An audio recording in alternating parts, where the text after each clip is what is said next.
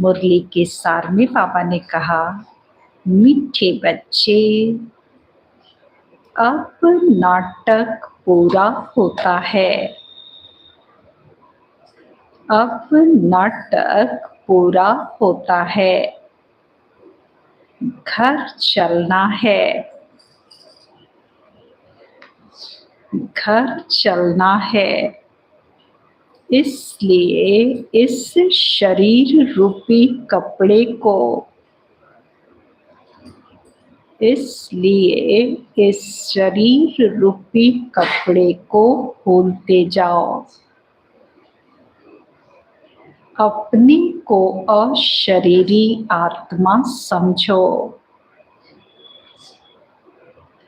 अपने को अशरीरी आत्मा समझो। मीठे बच्चे, अब नाटक पूरा होता है। घर चलना है। इसलिए इस शरीर रूपी कपड़े को भूलते जाओ। अपने को अशरीरी आत्मा समझो। प्रश्न में पापा ने पूछा, कौन सा वंडरफुल खेल संगम पर ही चलता है? कौन सा वंडरफुल खेल संगम पर ही चलता है, दूसरे युगों में नहीं। दूसरे युगों में नहीं। कौन सा वंडरफुल खेल संगम पर ही चलता है, दूसरे युगों में नहीं। क्या खेल है जो संगम पर ही हो सकता है और किसी युग में होता ही नहीं?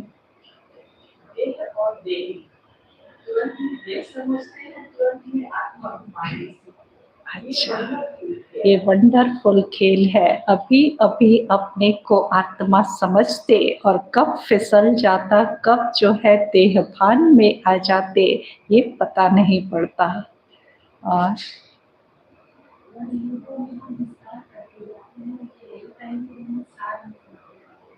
अच्छा, बाकी युगों में विस्तार में हम जाते हैं, यहाँ सार में आने का अभ्यास करते हैं। ये वंडरफुल खेल है।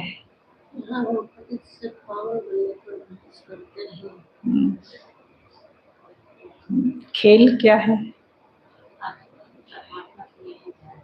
आत्मा परमात्मा का खेल है। अच्छा, और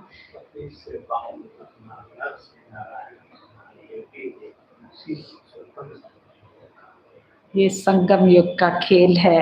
अच्छा, उत्तर है फारकती दिलाने का।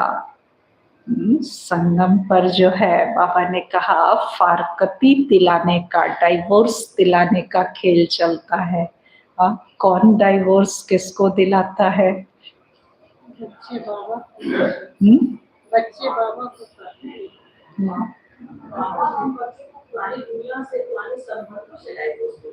अच्छा, हाँ, रावण से। रावण से। अच्छा, और रावण जो है राम से। राम से जो है फारकती दिला देता। अच्छा, फारकती दिलाने का। राम रावण से फारकती दिलाते हैं। राम रावण से फारकती दिलाते हैं। रावण फिर राम से फारकती दिला देते। रावण फिर राम से फारकती दिला देते। यह बड़ा वंडरफुल खेल है। यह बड़ा वंडरफुल खेल है। बाप को भूलने से, बाप को भूलने से माया का गोला लग जाता है। माया का गोला लग जाता है। इसीलिए बाप शिक्षा देते हैं। इसीलिए बाप शिक्षा देते हैं, बच्चे अपने स्वधर्म में टिको। बच्चे अपने स्वधर्म में टिको। देह सहित देह के सब धर्मों को भूलते जाओ। देह सहित देह के सब धर्मों को भूलते जाओ।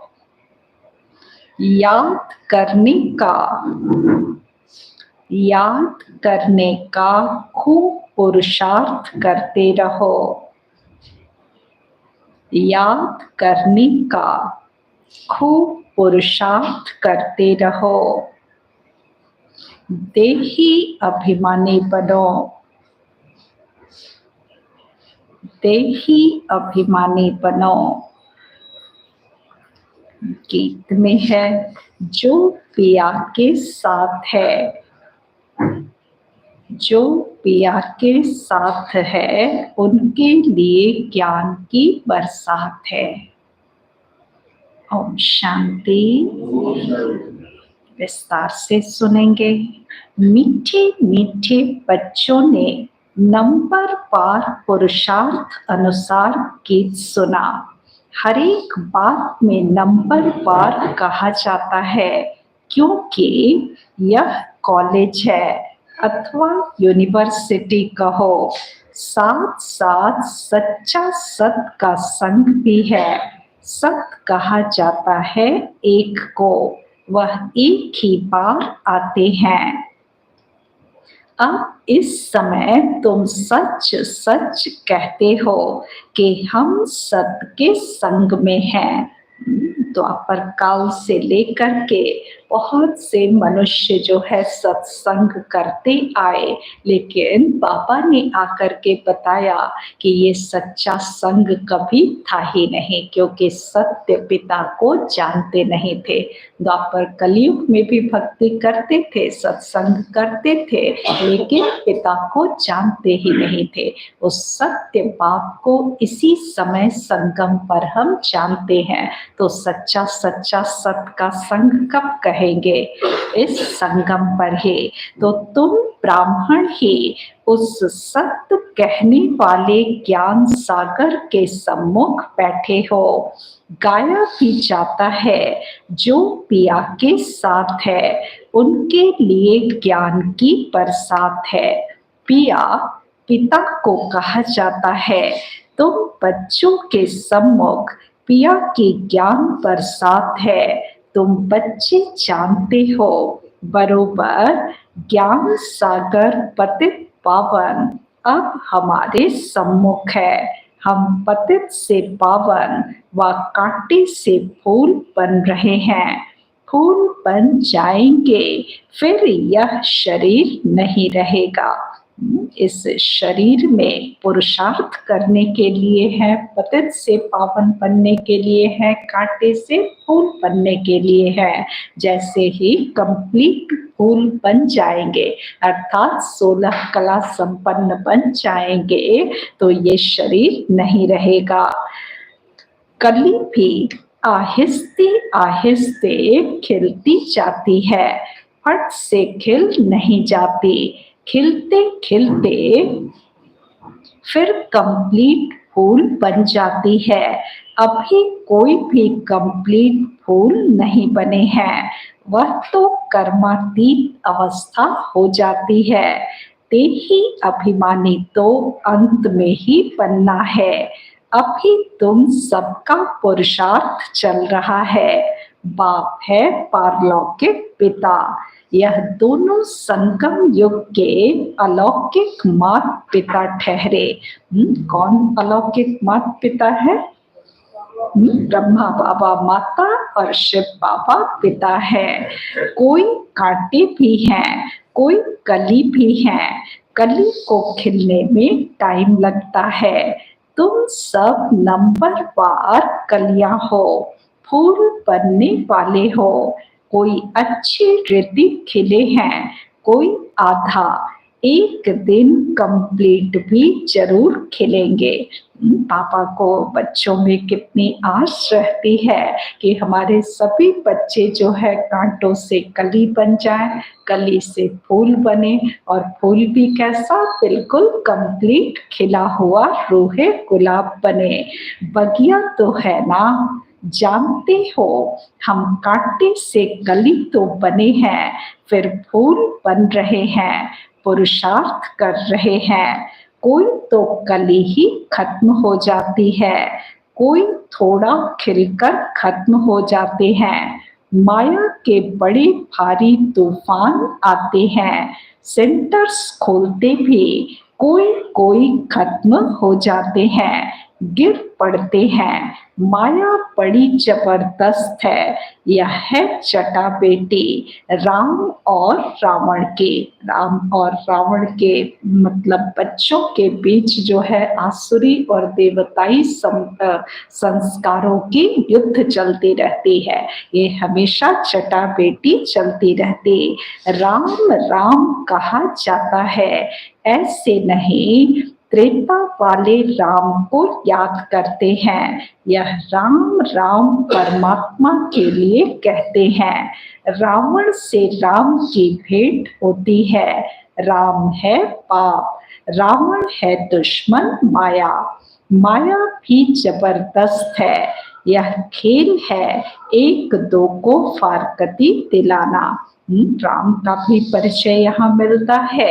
तो पापा कहते इसी संगम पर तुम बच्चों को रावण का भी परिचय मिलता है। बल रावण के चंगुल में थे या रावण के साथ थे, लेकिन उसका पता कहाँ था, किसी को भी पता नहीं था। तो जब पता नहीं था तो उसके साथ मिलकर चल रहे थे। जब राम का पता पड़ा, रावण का पता पड़ा, तब जो है सत्संग का अर्थ समझ आया, है ना। तो इस सत्य के संग में जब आते, अर्थात राम के संग में आते हैं, तो रावण को बुरा लगता है। रावण को अच्छा नहीं लगता कि हमारे जो भी जो है ग्राहक है सब राम के पास जा रहे हैं। फिर ये आंतरिक युद्ध स्टार्ट होता है। तो बाबा ने कहा माया भी जबरदस्त है, यह खेल है एक दो को फारकती दिलाना। राम तुमको माया रावण से त्याग दिला रहे हैं, माया फिर तुमको बाप राम से त्याग दिलाती है। बाप कहती हैं देह सहित जो भी संबंधी आदि देह के हैं, सबका बुद्धि से त्याग करो। सर्व धर्माणि परित्यज्य, मैं फलाना हूँ, फलाने धर्म का हूँ, यह भूल अपने स्वधर्म में टिको। डिफरेंट डिफरेंट जो शरीर के धर्म हैं, धर्म अर्थात शरीर से संबंधित जो भी बातें हैं उसको अलग अलग कहेंगे कि ये सारे शरीर के धर्म हैं। शरीर से रिलेटेड जितनी बातें हैं, संबंधियों से रिलेटेड है, वस्तु से रिलेटेड है, पदार्थ से रिलेटेड है, ये सब क्या है, ये शरीर के धर्म है। बाबा कहते इन सब से मुक्त होकर के अपने को आत्मा समझो, और आत्मा समझेंगे तो आत्मा के स्वधर्म में टिकेंगे, है ना। आत्मा जैसे ही समझेंगे तो आत्मा का स्वधर्म याद आएगा। तो बाबा ने कहा सबका बुद्धि से त्याग करो, सर्व धर्माणि परित्यज्य, मैं फलाना हूँ, फलाने धर्म का हूँ, यह भूल अपने स्वधर्म में टिको। देह के सब धर्म छोड़ अपने को अकेला समझो। इस दुनिया की हर एक चीज से त्याग दिलाते हैं, अशरीरी बन जाओ, मेरा बनकर और मेरे को याद करो। बाप को भूले तो माया का गोला लग जाएगा। बाप को याद करने से खूब पुरुषार्थ करो। माया की बड़ी जबरदस्त है, बाप का बनकर भी फिर माया त्याग दिलाकर बाप से छुड़ा देती है। बाप को शब कोई फारकती ना दे। बाबा कभी नहीं चाहते कि बच्चे जो इतने सिकी लथे हैं, इतने वर्षों के बाद मिले हैं, मिलने के बाद, जानने के बाद, पहचानने के बाद जो है बाबा को कोई फारकती देवे, ऐसा बाबा कभी नहीं चाहते। तो बाबा ने कहा बाप को शल कोई फारकती न दे। आथा काल तुम मुझे याद करते आए हो, तुम ही संपूर्ण भक्त हो ना, भक्ति भी तुमने ही शुरू की है। तो बाप आकर माया से त्याग दिलाते हैं, कहते हैं अपने को आत्मा समझो, इस कपड़े को अर्थात देह को भूलते जाओ। बस अभी हमको जाना है। उस नाटक में भी एक्टर्स होते हैं, उनको भी मालूम रहता है बस अभी 5-10 मिनट बाद हमारा खेल पूरा होने का समय आया है, फिर हम घर चले जाएंगे।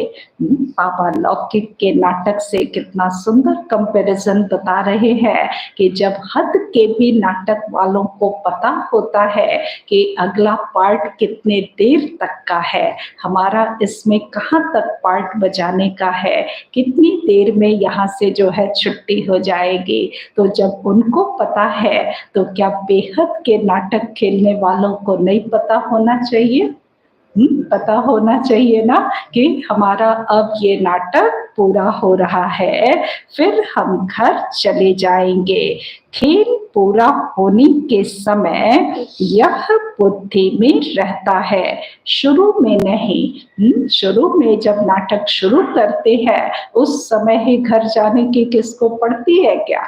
नहीं, अभी उनको भी पता है कि अभी नाटक जो है वो चलना है, इसमें हमें एक्ट करना है, और अंत जब होने लगता तब उनको घर जाने की जल्दी होती है। तो पापा ने कहा शुरू में नहीं, तुम भी समझते हो हमारे 84 जन्म पूरे हुए, बाकी कितना समय होगा। तुम कहेंगे हम कब स्वर्ग व सुख धाम में जाएंगे, परंतु बाप कहते हैं इस लाइफ को तो वैल्यूएबल, अमूल्य कहा जाता है। संगम का जो बाबा के बनने का, बच्चा बनने का जो लाइफ है, ये लाइफ जो है बहुत अमूल्य है, बहुत वैल्यूएबल है। तुम बड़ी भारी सर्विस करते हो श्रीमत पर, सिर्फ तुम पांडव ही श्रीमत पर चलते हो। गीता आदि में यह बातें नहीं है। यह बाबा बहुत ही शास्त्र आदि पढ़ा हुआ है, गुरु किए हुए हैं। जो भी सब एक्टर्स के एक्टिविटीज हैं उन सबको तुम जानते हो। शास्त्र तो बाद में बैठ बनाते हैं, वह क्या जाने, यह भी ड्रामा में खेल बना हुआ है। गीता, भागवत आदि सब अपने अपने समय पर रिपीट होंगे। गीता है माई बाप, गीता को माता कहा जाता है, और कोई पुस्तक को माता नहीं कहेंगे, इनका नाम ही है गीता माता। क्यों गीता को माता कहते हैं?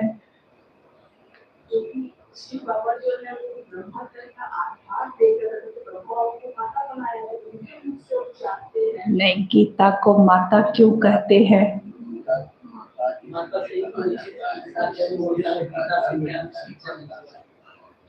कृष्ण का जन्म इस माता से होता है। अच्छा, और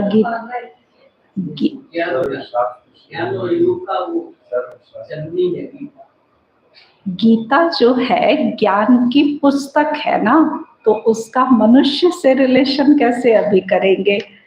ज्ञान की पुस्तक है तो पुस्तक को यदि माता पिता कह रहे हैं, माता कह रहे हैं, तो पुस्तक किसको जन्म देगा? पुस्तक को ही जन्म देगा। अर्थात ये ज्ञान जो है शिरोमणि ज्ञान है, जिससे सभी शास्त्र निकलते हैं। बाकी सारे शास्त्रों का जो जनरेटर है वो कौन है? वो गीता है। यहीं से सारे शास्त्र जो है उत्पत्ति हुए हैं, गीता के ही ज्ञान से उत्पत्ति होगी ना। इसके अलावा कोई और ज्ञान कहीं किसी पुस्तक में है क्या? हाँ, ये संपूर्ण ज्ञान है। गीता ज्ञान संपूर्ण ज्ञान है और उसमें से कोई कोई एक एक चीज उठाकर एक एक पुस्तक बना देते हैं, है ना। तो संपूर्ण जो है ज्ञान जिसमें होगा उसी को तो माता कहेंगे ना, क्योंकि वो जननी हो गई ना। जब सभी शास्त्र उससे जन्मे हैं तो वो जननी हो गई, इसलिए माता कहते हैं। तो बाबा ने कहा कि और कोई पुस्तक को माता नहीं कहेंगे, इनका नाम ही है गीता माता। अच्छा, उनको किसने रचा? पहले पहले पुरुष स्त्री को अडॉप्ट करते हैं ना। पुरुष शादी करते हैं तो मुख से कहते हैं यह मेरी स्त्री है, तो रचता हुए ना। फिर उनसे बच्चे होते हैं तो भी कहेंगे यह हमारे हैं, बच्चे भी कहेंगे यह हमारा बाप है। तुम भी बाबा की मुख वंशावली हो। बाबा ने ये एग्जाम्पल दे करके समझाया कि शिव बाबा पिता है और पिता फिर क्या करते? माता को अडॉप्ट करते। तो ठीक है, ब्रह्मा बाबा को माता के रूप में अडॉप्ट किया तो ब्रह्मा के मुख वंशावली ब्रह्मा कुमार कुमारी बने, और जो ज्ञान दिया अर्थात गीता अडॉप्ट किया, गीता को अडॉप्ट करके माता बनाया, तो उससे बाकी सारे शास्त्र निकले। तो सभी शास्त्र क्या हो जाएंगे? गीता के बच्चे हो जाएंगे, है ना। सारे शास्त्र जो है गीता के बच्चे हो जाएंगे। तो बच्चे भी कहेंगे यह हमारा पाप है, तुम भी बाबा की मुख वंशावली हो। कहते हो बाबा हम आपके हैं, इतना समय हम माया की मत पर चलते आए, अभी आपकी मत पर चलेंगे। माया कोई मुख से मत नहीं देती है। यहाँ बाबा ने श्रीमत और माया की मत कैसे मिलती है और क्या होता है इसका डिफरेंस बताया। बाबा कैसे मत देते हैं, राम कैसे मत देते हैं? तन का आधार लेकर मुख के द्वारा, ब्रह्मा मुख द्वारा श्री मत मिलती है, शिव बाबा की मत मिलती है। रावण की मत कैसे मिलती या माया की मत कैसे मिलती है? वो किस मुख से मिलती होगी? बाबा को भूलने से।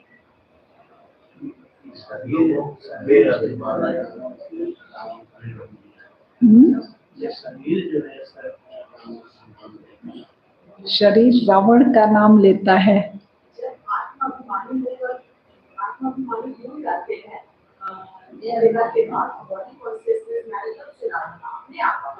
अपने आप आता है। हाँ, अपनी कमजोरियों के द्वारा। हाँ, इसको बाबा ने कहा कि अपने एक्ट के द्वारा। बाबा जो है मुख से ज्ञान देते तो श्रीमत मिलती, लेकिन हमारे एक्ट जैसे होते हैं, तो यदि एक्ट अपनी कमजोरियों के वश होंगे तो वो मत किसकी हुई? वो रावण की मत हो गई ना, माया की मत हो गई ना। तो बाबा ने कहा माया कोई मुख से मत नहीं देती है, एक्ट ऐसी करते हैं। यहाँ तो बाप मुख से बैठ समझाते हैं। बाबा जो है श्रीमत मुख से बैठ करके डायरेक्ट देते हैं, लेकिन माया जो है देह भान की जो कमजोरी है उसमें ला करके अपने एक्शन के द्वारा जो है, एक्ट के द्वारा अपनी मन मुताबिक जो है कार्य करा देती है। कमजोरियों के वशीभूत होकर कार्य करते हैं ना, तो वो हमारे एक्शन से होता है। तो तुम सब भारतवासी हो, जानते हो भारत ही सिरताज था, अभी दोनों ताज नहीं है, न होली न अनहोली। दोनों ताज कब कैसे चलते हैं? एक होली ताज चलता है, होली ताज माना, पवित्रता का ताज। तो पवित्रता का ताज और जो है सोने का ताज, दोनों रत्न जड़ित ताज, ये दोनों ताज जो है वो हमारी राजधानी में चलता है, सत्युग और त्रेता में चलता है। अनहोली ताज, अनहोली ताज कैसा है? अपवित्रता का कोई ताज तो नहीं होता, लेकिन पवित्रता का ताज जब हट जाता है और सिर्फ रत्न जड़ित ताज बचता है, तो द्वापर और कलयुग में अनहोली ताज कहेंगे। ताज किसके सिर पर होता है? राजाओं के सिर पर होता है ना। राजा महाराजा जो होंगे उनके सिर पर ताज होगा। तो अनहोली ताज माना कि फिर जो है राजधानी, तो सतयुग और त्रेता में कौन सी राजधानी चली? होली राजधानी, वहां राजा रानी का राज्य। फिर द्वापर कलयुग में अनहोली, लेकिन थी राजधानी, अनहोली थी बट फिर भी राजधानी थी।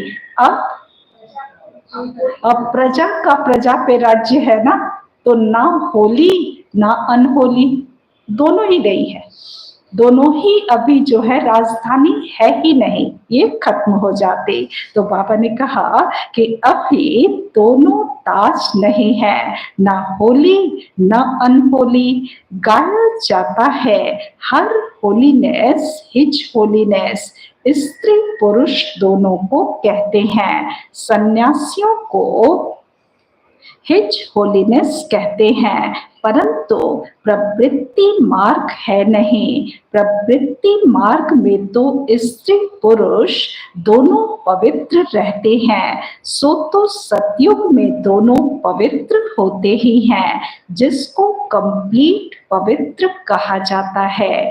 आत्मा और शरीर दोनों पवित्र रहते हैं। यहाँ पतित दुनिया में दोनों पवित्र तो हो न सके। तो अभी तुम बाप के सम्मुख सुन रहे हो, जिसको ज्ञान बरसात कहा जाता है। वह है विष की बरसात, यह है ज्ञान अमृत की बरसात। गाते हैं ना, अमृत छोड़ विष काहे को खाए। तुमको अब ज्ञान अमृत मिल रहा है। भक्ति मार्ग में तो ऐसे ही सिर्फ गाते रहते हैं। अभी तुमको प्रैक्टिकल में ज्ञान अमृत मिलता है, इससे ही अमृतसर नाम पड़ा है। बाकी तालाब तो ऐसे बहुत है, मानसरोवर भी है ना। मानसरोवर मनुष्यों का सरोवर तो वह है नहीं, यह है ज्ञान अमृत का सरोवर। इनको ज्ञान मानसरोवर कहा जाता है। ज्ञान सागर भी है, कोई नदियां हैं, कोई कैनाल्स हैं, कोई डुबके हैं, नंबरवार है ना। बच्चे समझ गए हैं, कल पहले भी बाप ने समझाया था, फिर अब समझा रहे हैं। तुम निश्चय करते हो हम पापा से राजयोग सीख रहे हैं, जिससे कल पहले भी हम स्वर्ग के मालिक बने थे। प्रजा भी कहेगी हम मालिक हैं।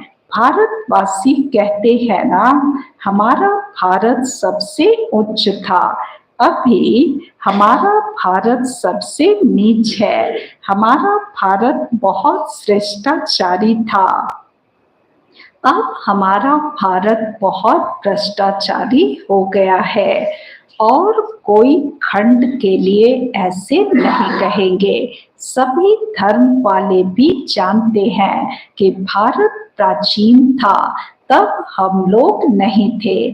सतयुग में जरूर सिर्फ भारतवासी ही होंगे। गाते भी हैं, क्राइस्ट से 3000 वर्ष पहले भारत ही था और कोई धर्म नहीं था। नई दुनिया में नया भारत था, अभी पुराना भारत है। भारत हेवन था, परंतु किसकी बुद्धि में पूरा बैठता नहीं है। यह तो बहुत सहज समझने की बात है ना। पूरे विश्व का जो इतिहास है और भूगोल है, बाबा कहते बहुत सहज है समझना, बशर्ते कि बुद्धि एक्सेप्ट करे, है ना।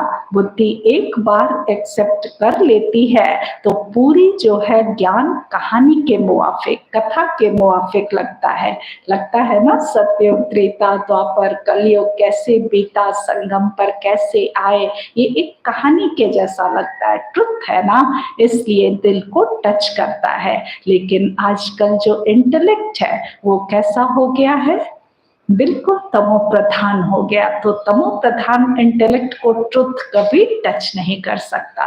तमो प्रधान इंटेलेक्ट होगा तो उनको अच्छा लगेगा नहीं, उनको तमो प्रधानता की बातें ही अच्छी लगेंगे। तो तुम प्रैक्टिकल में कर्तव्य कर रहे हो, नंबर बार पुरुषार्थ अनुसार सच्चा सच्चा व्यास बनना है, सच्ची गीता सुनानी है। तुमको कोई पुस्तक आदि तो हाथ में उठाना नहीं है, तुम तो रूप पसंद हो। तुम्हारी आत्मा गीता का ज्ञान सुनती है पाप से। तुम्हारी बुद्धि में एक ही बाप है और कोई गुरु गोसाई साधु संत आदि तुम्हारी बुद्धि में नहीं है। तुम कहेंगे हम ज्ञान सागर परम पिता परमात्मा से सुनते हैं, जिसको ही सत्य श्री अकाल कहा जाता है। अक्षर कितना मीठा है, अकाली लोग बड़ी जोर से कहते हैं सत्य श्री अकाल। यहाँ तुम बच्चे ज्ञान डांस करते हो, इसीलिए कहा जाता है सच तो बीठो नच, सच्चे हो तो खुशी में नाचते रहो। पापा ने आज अर्थ बताया है, सच तो बीठो नच का क्या अर्थ है कि यदि दिल से सच्चे हो तो खुशी में नाचते रहो। झूठे को जो है खुशी हो नहीं सकती, क्योंकि झूठ जो है एक झूठ से दूसरा झूठ फंसता जाता है, तो जब फंसते जाएंगे तो फिर खुशी गायब हो जाती है। तो इसलिए बाबा ने कहा सच तो बीठो नच, फिर तुम वहां जाकर रास विलास करेंगे। मीरा भी ध्यान में रास आदि करती थी, परंतु उसने भक्ति की, तुम कोई भक्ति नहीं करते हो। दिव्य दृष्टि दाता पाप स्वयं तुमको पढ़ा रहे हैं। बहुत बच्चे साक्षात्कार करते रहते हैं तो मनुष्य समझते हैं यह तो जादू है। बच्चे पढ़ाई में घूमते फिरते हैं ना। बाबा लौकिक पढ़ाई से अलौकिक पढ़ाई को जोड़ करके समझाते हैं कि लौकिक पढ़ाई के दौरान भी बच्चे क्या करते हैं, हाँ पढ़ते लिखते हैं और साथ में घूमते फिरते खाते पीते भी है ना। तो इसलिए बाबा ने कहा तुम भी तो पढ़ने वाले बच्चे हो ना, तो तुम भी जो है तुमको भी खेल पाल चाहिए, हाँ घूमना फिरना चाहिए। तो बच्चे कहाँ घूमने फिरने जाते, मधुबन जाते हैं। अच्छा, स्थूल में साकार में यदि कहे तो घूमने फिरने मधुबन चले जाते हैं, दूसरे सेंटर्स पे चले जाते हैं। और दूसरा कौन सा खेल करते हैं, आकारी रूप में जो है वो सूक्ष्म वतन में चले जाते हैं। और क्या खेल पाल है इस ज्ञान मार्ग के, सतयुग में भी जाते हैं। और क्या खेल करते, पिकनिक करते हैं। अच्छा, स्थूल में पिकनिक भी करते हैं और साक्षात्कार नहीं करते। वो पार्ट अभी बंद है, अभी बंद है ना। कोई कोई को साक्षात्कार भल हो, लेकिन शुरू में जो है ये खेल पाल हुआ करता था। बाबा कहते तुम साक्षात्कार करते हो, जाकर के घूम फिर कर आते हो, सुबी रस पीकर आते हो, ये सब क्या है, हाँ ये घूमना फिरना खेलना खाना है ना। तो बाबा ने कहा कि बहुत बच्चे साक्षात्कार करते रहते हैं तो मनुष्य समझते हैं यह तो जादू है। बच्चे पढ़ाई में घूमते फिरते हैं ना, तुम्हारे लिए भी यह खेल पाल है, यह कोई सब्जेक्ट नहीं। अब बच्चे जो है ज्यादा खेलने लगेंगे तो माँ बाप क्या करेंगे? इतना नहीं घूमो, घूमना फिरना अच्छा है पर इतना नहीं घूमो ना। क्यों नहीं घूमो? कि क्योंकि यह कोई सब्जेक्ट नहीं है, इनके मार्क्स नहीं। खेलने कूदने का भी एक्स्ट्रा क्यूरिकुलर एक्टिविटी का जो टॉपिक होता है उसमें कोई मार्क्स ऐड थोड़ी ही होता है। भले जो है ए बी ग्रेड मिलता है, उसमें भी ग्रेडेशन होता है, लेकिन वो मार्क्स पढ़ाई के मार्क्स में जुड़ता नहीं है, वो ऐड कभी नहीं किया जाता।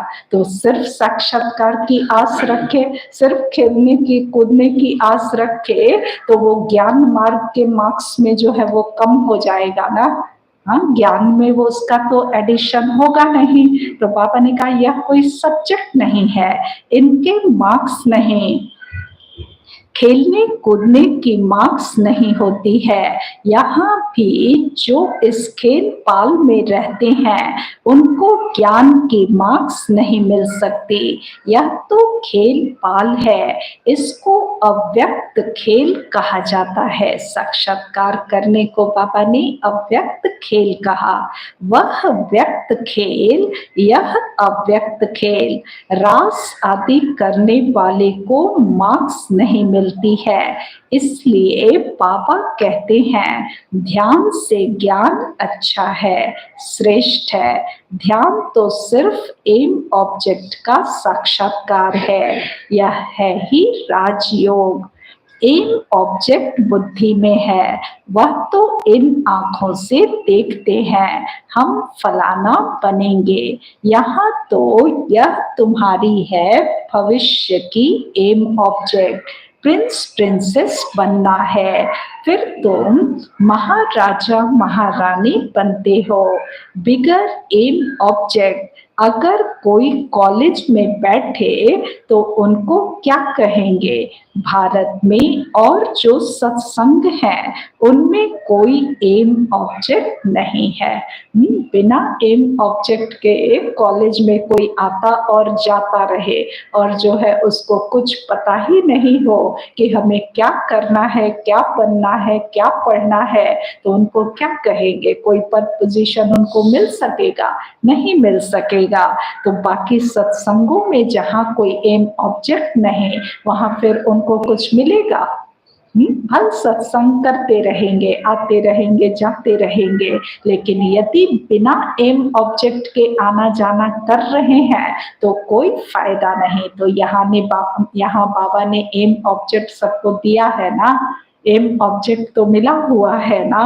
तो बाबा ने कहा इसको यूनिवर्सिटी भी कह सकते हैं, पाठशाला भी कह सकते हैं। सत्संग को कभी पाठशाला नहीं कहा जाता। बाबा ने क्यों यहाँ यूनिवर्सिटी नाम रखा है, क्यों पाठशाला नाम रखा है? क्योंकि यूनिवर्सिटी में पढ़ने वालों का हमेशा एम ऑब्जेक्ट होता है, सत्संग का ऐसा एम ऑब्जेक्ट होता नहीं, इसलिए सत्संग को कभी पाठशाला नहीं कहा जाता। तुम बच्चे जानते हो हम पतित पावन गॉड फादरली यूनिवर्सिटी में पढ़ते हैं। सारी यूनिवर्स को तुम पवित्र स्वर्ग बनाते हो, अपने लिए ही इस यूनिवर्स को स्वर्ग बनाते हो। जो बनाएंगे वही फिर राज्य करेंगे। ऐसे तो नहीं कि सब स्वर्ग के मालिक बनेंगे। जो पूरे नरकवासी हैं, जिन्होंने द्वापर से भक्ति की है, वही स्वर्गवासी होंगे। बाकी सब मनुष्य सरसों मिसल पीसकर खत्म होंगे, आत्माएं वापस बाप के पास जाएंगी। कितना बड़ा विनाश होना है, अभी तो बहुत प्रजा है, कितना बैठ गिनेंगे, एक्यूरेट गिनती कर ना सके। दुनिया में कितने मनुष्य हैं, यह सब खत्म हो जाएंगे। बच्चों को बनियन ट्री का भी मिसाल बताया गया है। कलकत्ते में बहुत बड़ा झाड़ है, उसमें थुर अर्थात फाउंडेशन है नहीं, बाकी सारा झाड़ खड़ा है। अभी देवी देवता धर्म भी है, परंतु उनका नाम प्रायः लोप है। ऐसे नहीं कहेंगे कि फाउंडेशन है ही नहीं, ऐसा तो नहीं कहेंगे ना कि देवी देवता धर्म का फाउंडेशन है ही नहीं। सड़ा हुआ भी कुछ न कुछ निशान तो रहेगा ना। देवी देवताओं के मंदिर है, चित्र है, लोग उनको याद करते हैं, तो कुछ न कुछ निशानियां तो है ना। प्रायः लोक का अर्थ ही है बाकी थोड़ा रहा है, चित्र हैं। भारत में लक्ष्मी नारायण राज्य करते थे, यह तो बड़ा सहज है, परंतु माया रावण बुद्धि को ताला लगा देती है। परम पिता परमात्मा है बुद्धिवानों की बुद्धि। मनुष्यों में बुद्धि है, परंतु ताला लगा हुआ है, पत्थर बुद्धि हो गए हैं। अब पापा फिर से तुमको पारस बुद्धि बनाते हैं, आत्मा को बनाते हैं। बुद्धि आत्मा में रहती है ना, बुद्धि के ही पावन और पतित होने की बात है, तो बुद्धि आत्मा में रहती है ना। कहा जाता है ना, तुम तो पत्थर बुद्धि भैंस बुद्धि हो। यहाँ भी ऐसे है, कुछ भी समझाओ तो समझते नहीं, श्रीमत पर चलते नहीं। श्रीमत तो सदैव कहेगी, बच्चे अंधों की लाठी बनो, सुनना और फिर सुनाना है, इसलिए सर्विस में दूर जाना भी पड़ता है, एक जगह बैठ तो नहीं जाना है। अभी तुम ज्ञान और योग सीख रहे हो, यहाँ तुम शिव बाबा के सम्मुख बैठे हो, सहज राज योग सीख रहे हो, वर्षा लेने के लिए। तुम आए हो विष्णुपुरी की राजधानी लेने के लिए, विष्णु की विजय माला बनेगी। अभी तुम ड्रामा के राज को अच्छी रीति समझ गए हो, तुम जानते हो बरोबर डीटी सॉवरेनिटी थी। सतयुग आदि में राजा रानी थे, अभी कलयुग अंत में तो राजा रानी कोई भी कहला नहीं सकते, परंतु गवर्नमेंट को मदद करते हैं तो फिर महाराजा का टाइटल मिल जाता है। अभी प्रजा का प्रजा पे राज्य है, कोई महाराजा महारानी है नहीं, लेकिन फिर भी टाइटल गवर्नमेंट जो है अलग अलग प्रकार के देती रहती है, तो गवर्नमेंट को मदद करते हैं तो फिर महाराजा का टाइटल मिल जाता है। वह गवर्नमेंट पे टाइटल देती थी राय साहब, राय बहादुर आदि। अभी तो तुमको बड़ा टाइटल मिल रहा है प्रैक्टिकल में, हम बच्चों को अभी बहुत बड़ा टाइटल मिलने वाला है, मिल रहा है। क्या टाइटल मिल रहा है?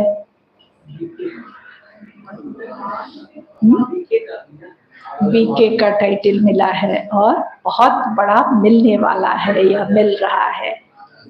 क्या टाइटल मिल रहा है? विश्व महाराजन महारानी का टाइटल मिलने वाला है। और आज पापा ने खास उस टाइटल की बात की थी शुरुआत में, हिज होलीनेस हर होलीनेस, ये हमारी बहुत बड़ी टाइटल है। पापा ने कहा कि अभी तुमको बहुत बड़ा टाइटल मिल रहा है प्रैक्टिकल में, तुम हर होलीनेस, हिज होलीनेस, महाराजा महारानी बनेंगे, तुम पर डबल ताज है। पहले होता है होली, पहले जो है होली ताज्य होता है, और जब होली ताज जब रहता है तो होली राज्य भी रहता है। होली ताज के साथ हमारा राजधानी भी कैसा होगा? पवित्र होगा, होली होगा।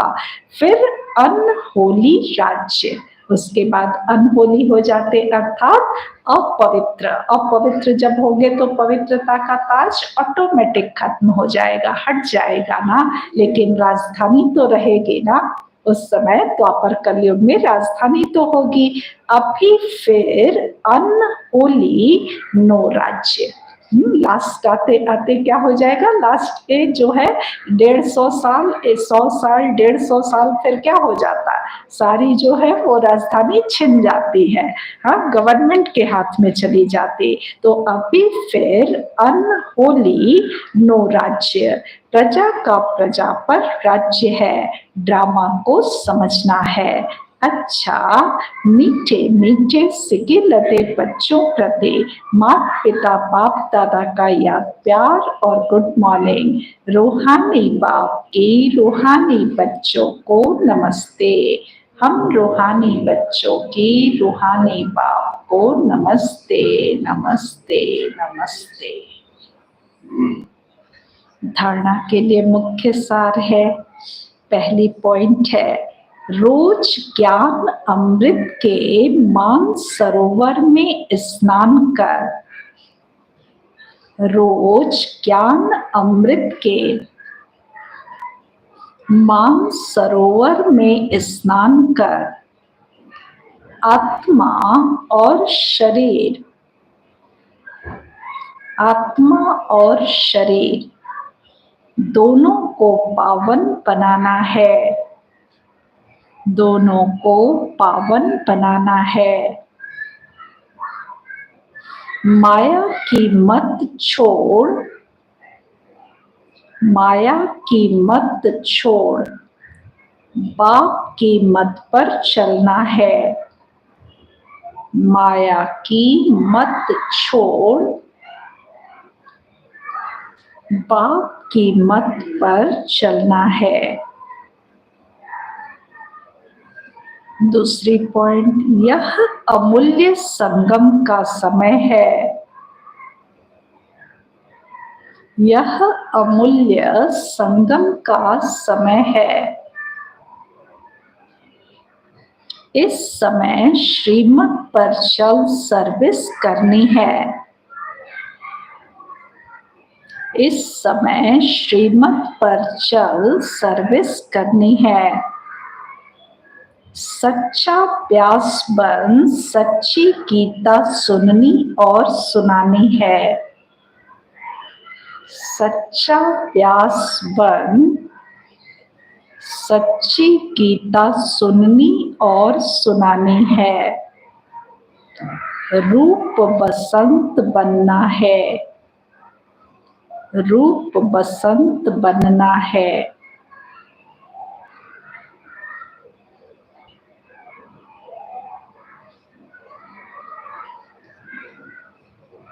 वरदान दिया बाबा ने, अनेक प्रकार की आग से बचने और सर्व को बचाने वाले,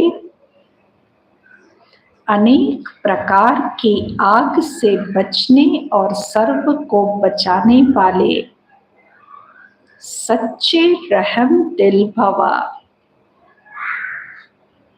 सच्चे रहम दिल भवा। अनेक प्रकार की आग से बचने और सर्व को बचाने वाले सच्चे रहम दिल भवा।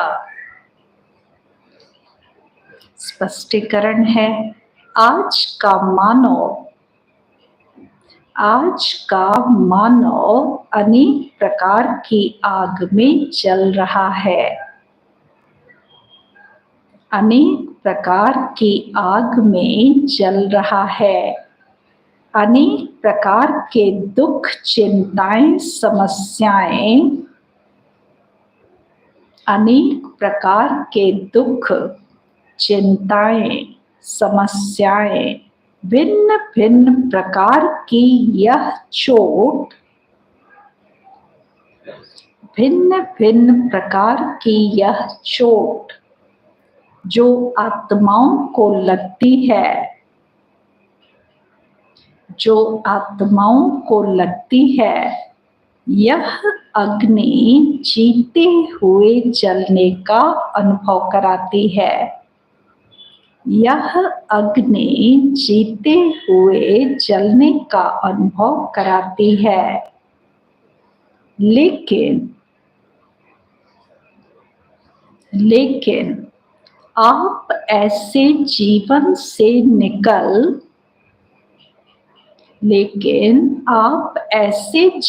से निकल श्रेष्ठ जीवन में आ गए।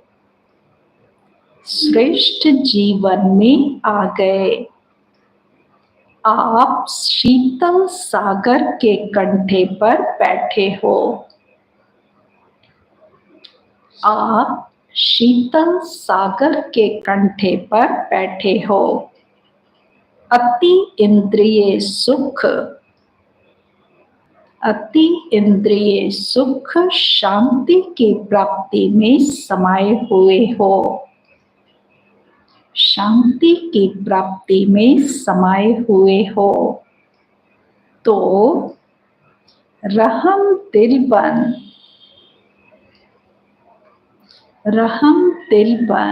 अन्य आत्माओं को भी अनेक प्रकार की आग से बचाओ। अनेक प्रकार की आग से बचाओ।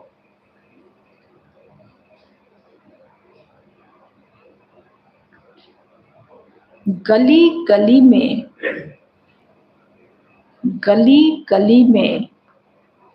ज्ञान स्थान